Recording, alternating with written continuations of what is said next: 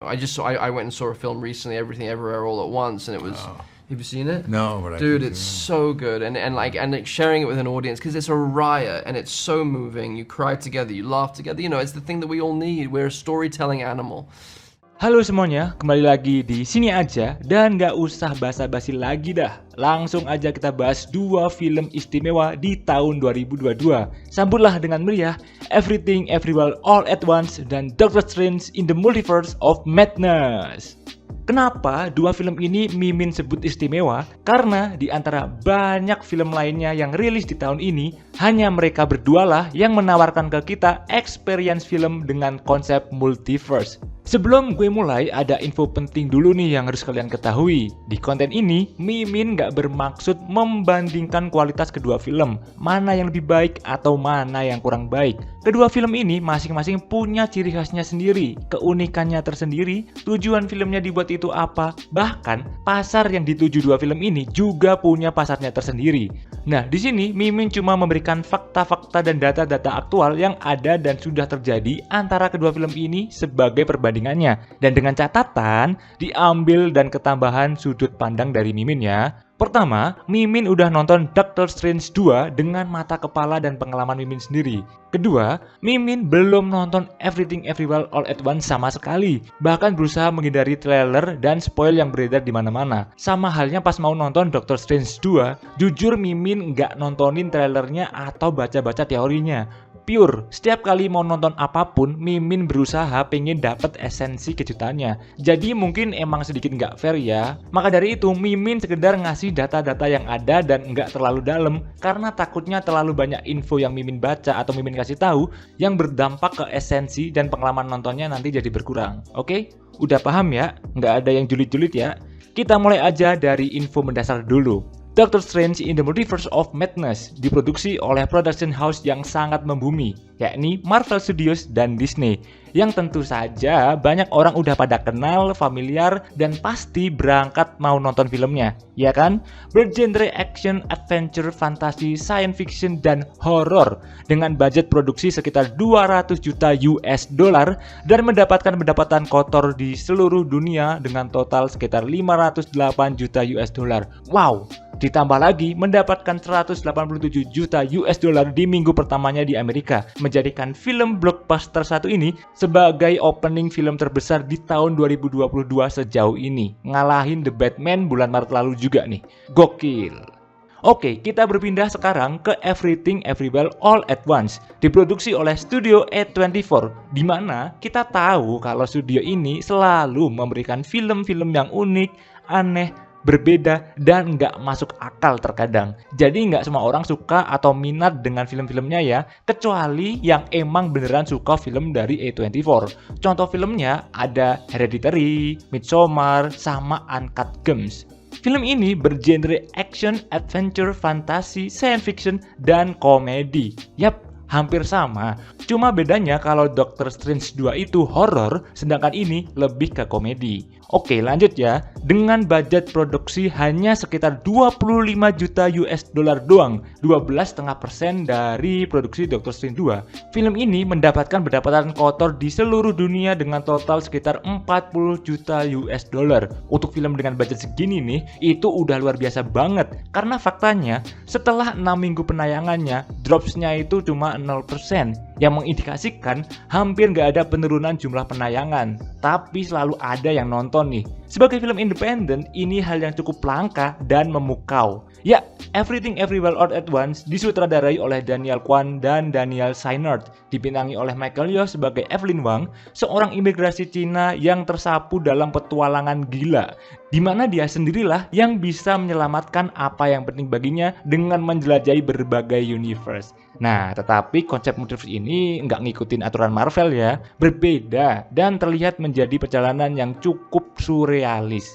Nah, jadi udah cukup jelas ya, terlepas dari kesamaan konsep multiverse-nya yang diusung, kedua film ini tetap punya perbedaan di berbagai sisi dan data yang ada. Pertanyaan mendasar yang sebenarnya Mimin pengen tahu nih, jadi tambah penasaran nggak nih sama film Everything Everywhere All at Once?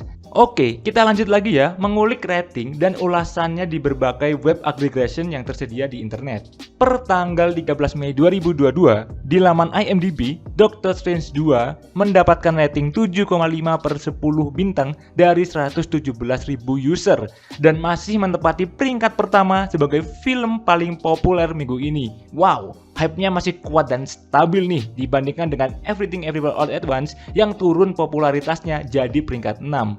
Well, tapi kalau dilihat dari ratingnya, film Everything Everywhere All at Once mendapatkan rating 8,8/10 bintang dari 38.000 user, di mana ini terbilang sangat menjanjikan dan menjadikan film ini masuk posisi 5 besar sebagai film dengan rating tertinggi di IMDb bersama jajaran film rating 8,8 lainnya. Keren abis. Oke, beralih ke Rotten Tomatoes sekarang. Doctor Strange 2 mendapatkan 75% ulasan positif nih dari 320 kritikus. Dengan garis besar ulasan mengatakan kalau film ini masih di bawah bayangan MCU yang besar dan luas. Tetapi arahan khas Sam Raimi mampu memberikan sentuhan baru yang unik dan tetap menghibur. Sedangkan di mata penonton umum, 87% dari 10.000 lebih audiens merasa terhibur dan puas nih. Film ini memberikan semua keseruan aksi dan visual ala Marvel sembari membawa franchise ini ke arah yang lebih gelap. Wah, setuju banget sih sama ulasan audiens ini. Beralih ke yang satunya, Everything Everywhere All at Once mendapatkan 96% ulasan positif dari 264 kritik yang masuk dan dicap fresh, yang berarti 5 atau lebih top kritikus memuji film ini. Dengan garis besar ulasannya mengatakan, dengan penampilan yang luar biasa dari Michelle Yeoh, Everything Everywhere All at Once memenuhi ekspektasi dari judulnya dengan sentuhan-sentuhan yang dikalibrasi secara ahli. Kurang lebih sih gitu penjelasannya. Nah, sedangkan di mata penonton umum, 91% dari 2.500 lebih audiens merasa terpuaskan. Dengan garis besar, setelah apa yang mereka rasakan, menyebutkan mulai dari acting yang menakjubkan, visual yang indah, sampai cerita yang begitu kuat dan mendalam. Pokoknya, film ini mempunyai semua hal itu. Wow, paket komplit ya berarti ya. Nah, sekarang kita melipir bentar nih ke Metacritic. Doctor Strange 2 metaskornya 60 dari 65 urasan kritikus dan user skornya 6,4 dari 404 pengguna. Bisa lihat sendirilah berapa yang suka, siapa yang di tengah-tengah, sama siapa yang nggak suka. Untuk Everything Everywhere sendiri, metaskornya adalah 81 dari 49 ulasan kritikus dan dengan embel-embel must watch. Sedangkan user skornya lumayan nih, 7,4 doang dari 225 pengguna. Nah, terakhir, data yang mau gue kasih ke kalian yaitu dari platform sosial Letterboxd. Doctor Strange 2 ini mendapatkan nilai rata-rata 3,5 bintang dengan jumlah yang hampir seimbang nih antara user yang ngasih rating 3,5 yaitu sekitar 61 ribuan orang dan yang bintang 4 sekitar 59.500-an orang.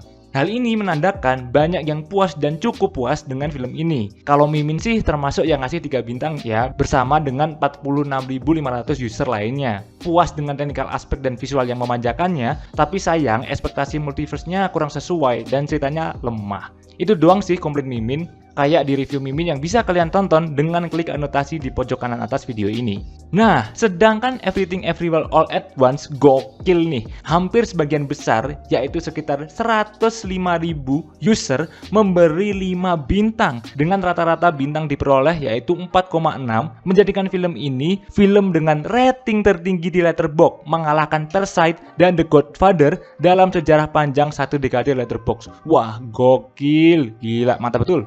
Nah, dari berita-berita, ulasan-ulasan positif, dan hype yang telah terbangun dan tersebar inilah bikin makin penasaran nih sama gimana eksekusi multiverse yang akan diberikan film Everything Everywhere All at Once ini. Apakah bakal lebih gila dari Doctor Strange in the Multiverse of Madness? Walaupun secara komparasi pun konsep multiverse-nya ya pasti berbeda ya. Tapi jujur, Mimin juga berusaha nggak ngasih ekspektasi yang tinggi banget sih setelah tahu fakta-fakta ini. Jangan-jangan ini salah satu jalur marketing EEAU juga ya? Mana kita tahu. Yang jelas, Mimin belum bisa memastikan apakah beneran sebagus itu filmnya seperti yang udah digembor-gemborkan nih. Karena Mimin belum nonton juga ya. Jadi bukan berarti nih Mimin mengagungkan film ini ketimbang Doctor Strange 2 ya. Semua punya kelebihan dan kekurangannya masing-masing. Jadi nggak perlulah dianggap terlalu membandingkan atau gimana-gimana. Toh semua kembali ke selera dan gimana sudut pandang kalian nih dalam menikmati sebuah film. Bahkan termasuk tujuan kalian saat menonton nonton film itu apa. Entah sekedar untuk hiburan atau mendapatkan pengalaman nonton yang baru, itu bisa jadi faktor perbedaan dalam menanggapi sebuah film. Oke, jika kalian suka dengan konten ini, boleh banget untuk like dan share video ini ke teman-teman kalian ya, biar banyak orang yang tahu sama keberadaan film ini. Share pendapat dan unek-unek kalian di kolom komentar, dan jangan lupa juga klik tombol subscribe-nya. Sekian dari Mimin, and see you on the next video. Jadi bagusan mana nih?